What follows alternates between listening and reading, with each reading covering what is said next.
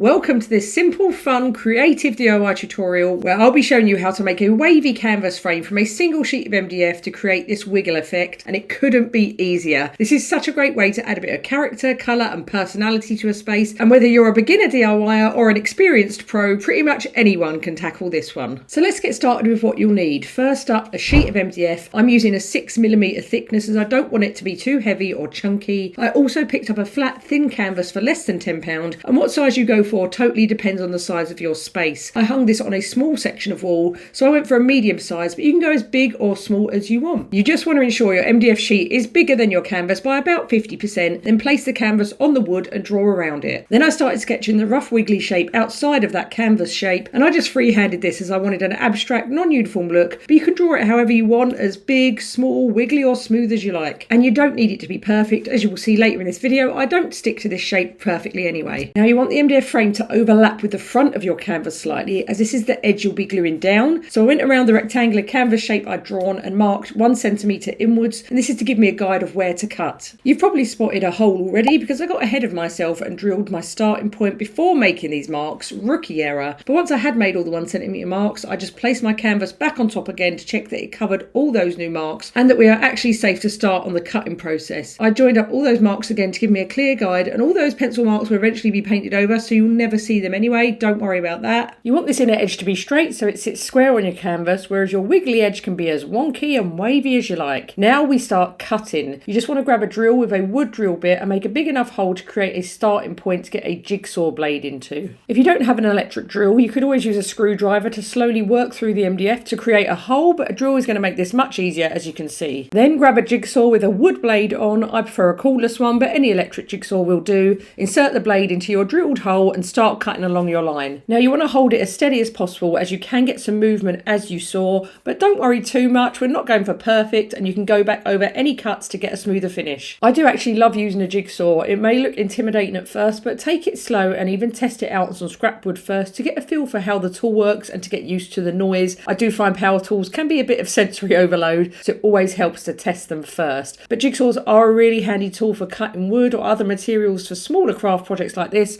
or even bigger home renovation tasks like fitting flooring or panelling. We are also going to sand this inner edge down later in this process, so don't worry if it's not the smoothest straight after cutting. Now our frame is starting to take shape. I'm going to remove this excess MDF, which we do not need right now, before we start the fun part, cutting our wavy outer shape. Now, as you may have guessed, it's as simple as cutting along the wavy lines you drew earlier using your jigsaw. Simple as that. I definitely didn't follow my lines perfectly though, and went off-piste in places, which is so fine. We're not trying to get a perfect uniform shape here, just a wibbly wobbly shape that feels organic and purposely not perfectly even. And your edges are probably going to look a bit rough, but again, we're going to sand these later on, so trust the process and don't worry about those edges being perfect just yet. I've sped this footage up for you, so it looks like I'm racing through these cuts, but honestly, there is no rush. Take your time, cut slowly, and I'm doing this outdoors, so I don't need to worry too much about the dust, but do wear a mask if you're in an enclosed space. And you can see the frame literally taking shape here. This is the hardest part, so once you're through cutting, it only gets easier from here on in. I then took a sheet of light sandpaper, 240 grit will do, just to smooth over all the edges so those curves and waves look as smooth as possible. And you don't want to go too hard or rough. This is just to take any imperfect edges off, not to remove too much wood or create that fluffy effect you sometimes get with MDF. Now this is going to get dusty, and before the next step you want to remove as much of that dust as you can, either sweeping or vacuuming it away. And that's because we're now ready to paint this frame, and what we don't want is flecks of dust getting into the paint and giving it a gravelly rough finish. First things first, make sure you protect your surface so you don't get any paint on it, then we can crack on with adding some colour. Now you can use pretty much any paint for this. I'm using some durable wall and ceiling paint, which technically isn't for wood, but it's still work to treat. As it's a frame, it's not going to get touched, brushed or scuffed, so I'm not too worried about wear and tear like I would be if this was my skirting board, for example. So what I'm saying is you don't need to worry too much about buying MDF specific paint. It's likely something you already own will work, or this is a great way to use up tester pots. I'm just giving it a thin coat all over with a cheap paintbrush, nothing fancy needed, but be sure you smooth it out fully as you go to avoid leaving chunky, clumpy brush strokes on the surface. We want a smooth, clean finish that looks uniform, not drippy. And get right into those inner and outer edges too. We're only going to see one side once the frame is hung, but you are going to see those little flashes around the edge, so make sure they are fully covered. Now the MDF may soak up some of this first coat, which is fine because we're going to do at least 2 to get that strong, colourful finish. I chose yellow to create a fun complementary contrast with the pastel blue walls in our hallway, but honestly this design looks great in any shade. So once coat 1 is done, we can move on to more painting fun, but this time it's the canvas itself. Again, protect your surface however you see fit, and you can paint whatever you want on your canvas or use this frame idea on an existing artwork you already own. But for me, I wanted to paint my favourite Kylie Minogue lyrics because she is mother. You can sketch onto the canvas first, but being me, I just tested out the sizing and spacing like this because I wanted that organic, less rigid feel, and I clearly had a lot of faith in my abilities here. And then I just freehanded the text using a long, skinny, square top brush to paint on my lettering. Again, no fancy paints needed. This is just a B&Q tester pot in this lovely bright pink shade, which works so well with the vivid yellow frame and blue pastel walls. Now, I'm absolutely not an artist. I can't draw for the life of me, so lyrics or words are a great way to create your own artwork without needing any technical skills. And also, minus the tools, this whole DIY has only cost me around £20. That's for the wood and the canvas, the paints I already owned. So if you've already got the tools and lots of old paint tins at home,